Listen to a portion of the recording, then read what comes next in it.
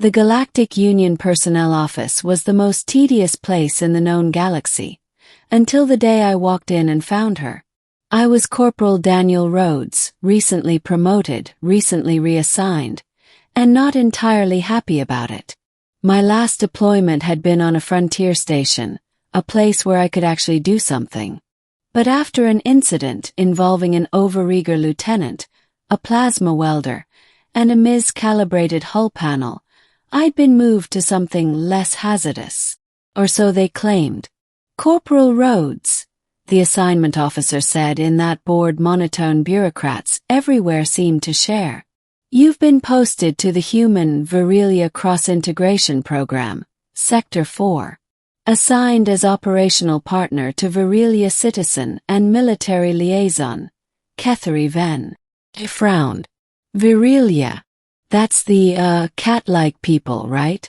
Tall, fangs, tails, military-heavy culture. The officer didn't even look up from his datapad.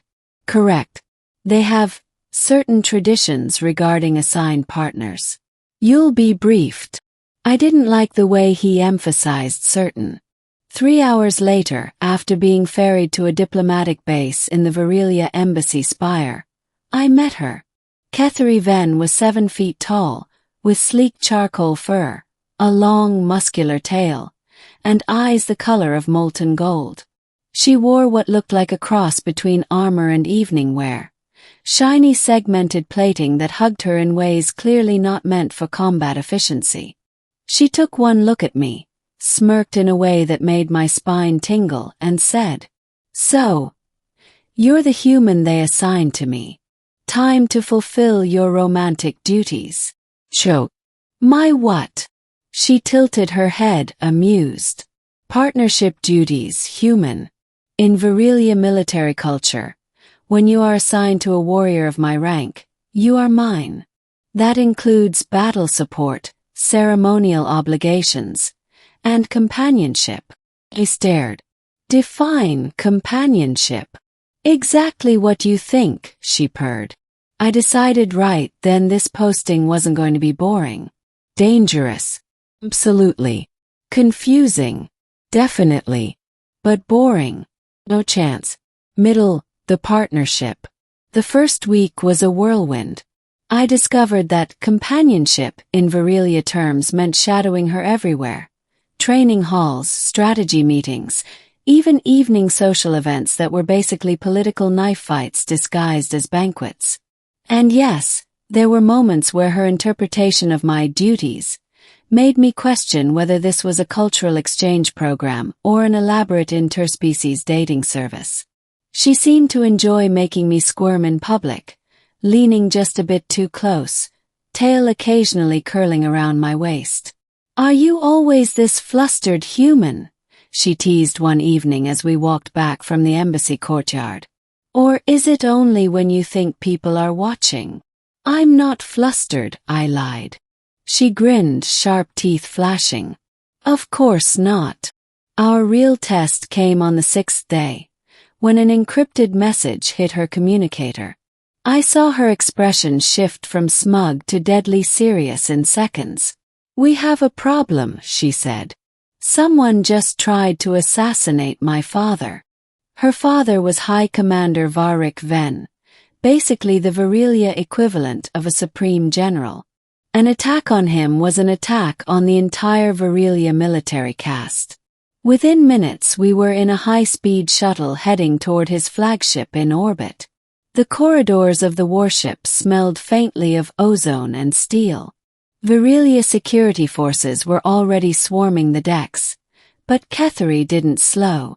She moved like a predator hunting prey, her long strides forcing me to jog to keep up. The attack had been a precision hit, an explosive drone launched from a disguised freighter. Varric had survived, but barely. The freighter's crew was dead, the drone's origin scrambled. Someone had covered their tracks well. Kethery turned to me in the briefing chamber. "This is no random strike. Whoever did this knows Virilia politics.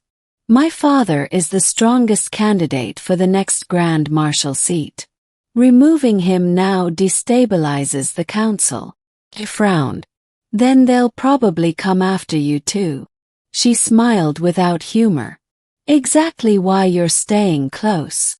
Over the next several days, we dug into intelligence feeds, cross-referenced starport traffic, and interrogated shady intermediaries in backwater districts.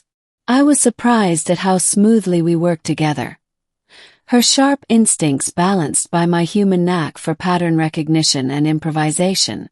Somewhere in there, I realized the smirks had softened. She still teased me, but there was a new tone, respect, maybe even trust. We finally traced the attack to a shadow cell linked to a rival Virelia warlord. The problem? He operated deep in contested neutral space, where neither Virelia nor human jurisdiction applied.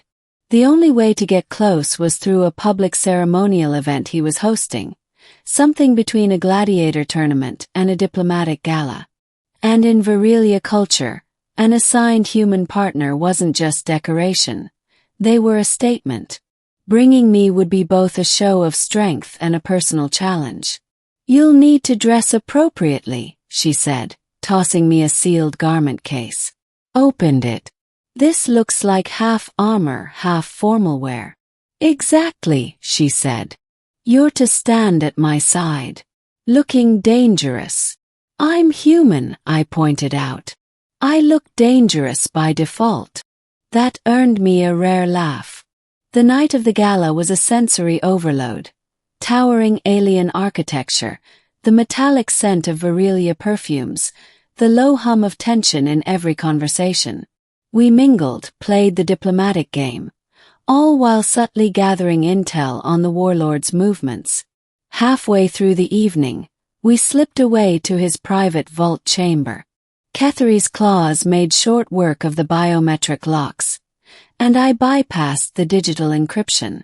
Inside, we found exactly what we were looking for: drone schematics, payment records, and a message chain directly implicating the warlord.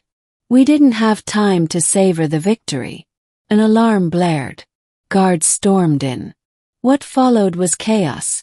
Ketheri taking down 3 guards with fluid, bone-snapping precision, me disabling a 4th with a shock baton. We fought our way to the landing pad, data drive clutched in my hand. As the shuttle lifted off, Ketheri glanced at me, breathing hard but grinning. You fight well for a bureaucratic reassignment. You fight well for someone who keeps calling me human instead of my name. I shot back. She smirked again. Daniel, then. Ending. Duties fulfilled. Back aboard her father's flagship, the evidence we'd gathered hit the Virelia Council like a plasma charge. The rival warlord was arrested, his assets seized, and his supporters scattered. Varric's position and Ketheri's safety was secured. In the quiet aftermath, we found ourselves on a high observation deck, watching the blue curve of a nearby planet. You've done more than most assigned partners ever would, she said quietly. You've fulfilled your duties, and then some. Shrugged. Guess I take my job seriously. Her golden eyes met mine. Then perhaps it's time I fulfill mine. Before I could ask what she meant, she stepped closer, tail curling lightly around my leg, her hand resting on my chest. The smirk was still there, but softer now. In Virelia tradition, she murmured, when an assigned partner proves themselves, the bond becomes permanent. You mean? I mean you're not going anywhere, Daniel. She kissed me. Firm, confident, the kind of kiss that left no doubt she meant every word. Somewhere deep down, I realized I didn't want to go anywhere.